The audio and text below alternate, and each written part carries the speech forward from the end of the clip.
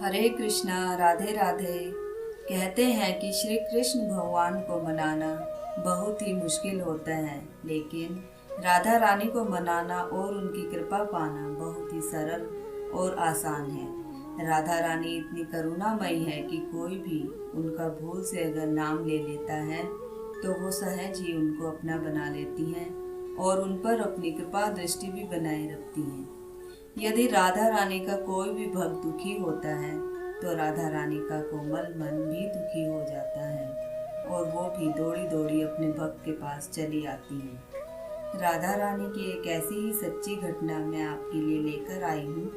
किसी गांव में माया नाम की एक भोली भाली लड़की रहती थी। उसके विवाह को 5 वर्ष हो चुके थे, लेकिन अभी तक उनके कोई संतान नहीं थी। माया और उसका पति अपने बच्चे के लिए बहुत तरसते थे। इन्हीं सबके चलते हुए वह बहुत दुखी और उदास रहने लगी। एक दिन माया के घर उसकी बहन आई और माया से कहने लगी कि बहन, 2 दिन के बाद राधा अष्टमी आने वाली है। मैं और मेरे पड़ोस के कुछ व्यक्ति राधा रानी के दर्शनों के लिए बरसाने जा रहे हैं। हो सके तो तुम भी राधा रानी के दर्शनों के लिए हमारे साथ चलो। राधा रानी बहुत ही करुणामयी है। मुझे विश्वास है कि वो तुम्हारी गोद अवश्य भरेंगी। यह सुनकर माया अधिक प्रसन्न हुई, क्योंकि माया ने कभी राधा रानी के दर्शन नहीं किए थे और वो उनके साथ जाने के लिए भी तैयार हो गई। राधा अष्टमी के दिन वो उसकी सखियां राधा कृष्ण का जयकारा लगाते हुए बरसाना में राधा रानी के मंदिर में पहुंच गई। फूलों में सजे हुए हमारे ठाकुर जी और राधा रानी इतने सुंदर लग रहे थे मानो साक्षात विष्णु और लक्ष्मी खड़े हैं। यह देखकर माया इतनी प्रसन्न हुई कि उसकी नज़र वहां से हटी ही नहीं। वहां से वापस आते समय सभी सखियां आपस में बातें कर रही थी, लेकिन माया तो राधा रानी के ख्यालों में ऐसी उलझी हुई थी कि किशोरी जी की छवि माया के नेत्रों के आगे से हट ही नहीं रही थी। वहां से आने के 1 साल के बाद माया की गोद भी भर गई और माया ने एक बहुत ही सुंदर पुत्र को भी जन्म दिया। दोनों पति पत्नियां अपने पुत्र को लेकर बरसाना गए और इसके कुछ ही समय के बाद माया ने एक और पुत्र को जन्म दिया। माया और उसका पति अपनी गृहस्थी में बहुत ही खुश थे, लेकिन इस गृहस्थी में वो दोनों किशोरी जी को तो जैसे भूल ही गए थे। अब ना तो वह दोनों बरसाने जाते और ना ही राधा रानी का नाम स्मरण करते थे। धीरे धीरे समय व्यतीत होता गया और अब दोनों बच्चे भी बड़े हो गए। अब उनकी शादियां भी संपन्न हो गई थी। कुछ समय व्यतीत हो जाने के बाद माया के पति का स्वर्गवास हो गया और अब वह उदास भी रहने लगी। लेकिन इसके बाद माया के बेटे और भूमि उसे छोड़कर शहर चले जाते हैं। शहर जाने के बाद माया के बच्चों ने कभी भी अपनी माँ का हालचाल भी नहीं पूछा और ना ही कभी माया से मिलने ही वो आते थे। अब माया बहुत ही अकेलापन महसूस करने लगी। वह ज़्यादा काम भी नहीं कर पाती थी। अब वो बहुत बूढ़ी भी हो चुकी थी। लोगों के कपड़े तथा छोटा मोटा कोई काम आदि करके वह अपने गुजारा चला रही थी। एक शाम को वह अपने घर के आंगन में बैठी हुई थी कि उसे अचानक राधा कृष्ण के भक्तों द्वारा कृष्ण का जयकारा लगाते हुए सुनाई पड़ा। वह दौड़ती हुई बाहर जाती है और उनसे पूछती है कि भैया, आप सब कहाँ जा रहे हो? वो बोले, क्या तुम्हें पता नहीं है कि कल राधा अष्टमी है और हम सब यह पालकी लेकर बरसाने जा रहे हैं। यह देखकर माया भी अपने पुराने दिनों की याद करने लगी। उसे याद आया कि मैं भी तो बहुत दिनों से बरसाने किशोरी जी के दर्शनों के लिए गई थी। ये सब याद करके माया की आंखों में अश्रुधारा बह निकली। अब वह ये सब सोच ही रही थी कि जिन किशोरी जी ने मुझे सब कुछ दिया, मैं तो उन्हें भूला ही बैठी हूँ। उन्हें अपनी गलती का एहसास हुआ और जल्दी से घर वापस आई और सोचने लगी कि सारा काम करके और तुरंत मैं भी बरसाने जाऊंगी। मुझे यकीन है कि मेरी किशोरी जी मुझे अवश्य क्षमा कर देंगी। अब माया राधा रानी के लिए एक बहुत सुंदर सा लहंगा और चोली बनाती है और वह लहंगा चोली लेकर गांव की ओर सखियों को साथ लेकर बरसाने के लिए निकल पड़ी। सभी बरसाने जा रही थी। तभी रास्ते में उनके सामने एक बहुत बड़ा पत्थर पड़ा था। माया ने वह पत्थर देखा ही नहीं और वो उस पत्थर से टकराकर गिर पड़ी। गांव के कुछ लोग उसे वापस घर लेकर आए और अब उसका इलाज करवाया।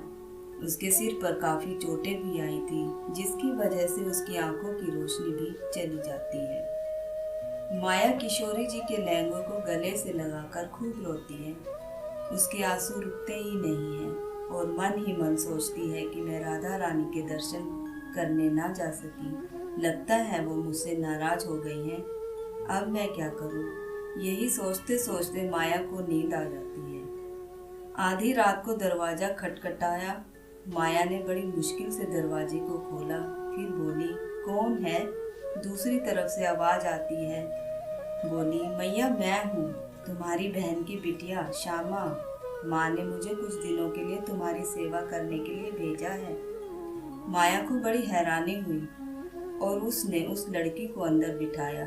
लड़की ने आते ही खाना बनाया और माया को खाना खिलाया और बोली, मैया तुम बिल्कुल भी चिंता मत करो, मैं तुम्हारा बहुत ध्यान रखूंगी। माया को ये सब देख सुनकर बहुत तसल्ली हुई और उसका मन हल्का हो गया।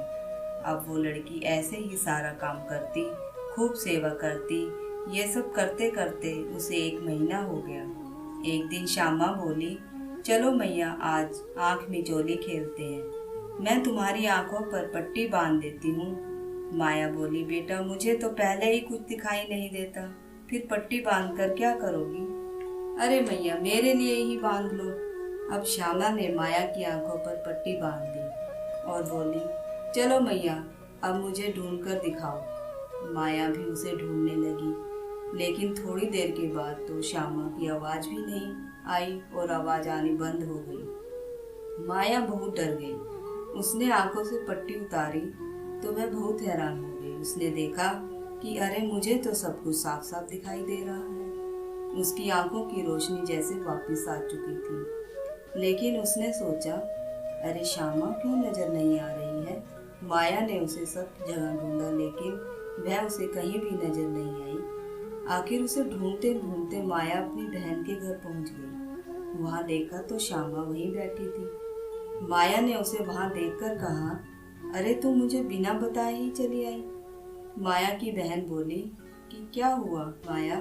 माया ने अपनी बहन को सारी बात बताई। उसकी बहन कहने लगी, अरे माया ये तुम क्या कह रही हो? श्यामा तो यहाँ से कहीं पर गई ही नहीं, ये तो 1 महीने से यहीं पर थी। ये सब बातें सुनकर तो माया के होश ही हो गए। वो वहाँ से वापस अपने घर चली आई और उसने देखा कि सामने एक चिट्ठी रखी है। उसने चिट्ठी पढ़ी तो माया की आंखों में आंसू निकल पड़े। इसमें लिखा था कि मैया मैं अपना लहंगा चोली लेकर जा रही हूँ, अगर आपको श्यामा से मिलना हो तो आप बरसाने जरूर आना। अब माया को सब कुछ भली भांति समझ में आने लगा कि स्वयं वृषभान दुलारी श्यामा प्यारी राधा रानी ही उसके साथ रहने आई थी। माया की आंखों से झरझर आंसू बह रहे थे। अगले ही दिन माया बरसाने गई और राधा रानी के दर्शन किए और रोते रोते बोली, हे श्यामा प्यारी आप कितनी करुणामयी हो। आप इतने दिन मेरे साथ रही पर मैं अभागन आपके दर्शन भी न कर सकी। आपने मुझे नई जिंदगी दी है, आपका शुक्रिया मैं कैसे अदा करूं? हे राधा रानी आपका बहुत बहुत शुक्रिया। आप ऐसे ही मुझ पर कृपा बनाए रखना। दोस्तों श्री राधा रानी बहुत करुणामयी है और साक्षात कृपा बरसाने वाली है। उनका एक बार नाम लेने से ही हमारे कई जन्मों के पापों का अंत हो जाता है। उनका नाम लेने से तन मन की शुद्धि हो जाती है और मन प्रसन्न तथा पावन हो जाता है। इसलिए एक बार राधा नाम का जाप करके सब कुछ उनके ऊपर छोड़ देना चाहिए। दोस्तों अगर आपको यह कथा पसंद आई हो तो प्लीज़ मेरे चैनल को लाइक शेयर और सब्सक्राइब जरूर करें। तो चलिए मेरे साथ बोलें, बरसाने वारी की जय, वृषभान दुलारी की जय, जय श्री श्यामा प्यारी की जय, जय जय श्री राधे। तो चलिए मेरे साथ महामंत्र का उच्चारण करें। हरे कृष्णा कृष्णा कृष्णा हरे हरे, हरे राम राम राम हरे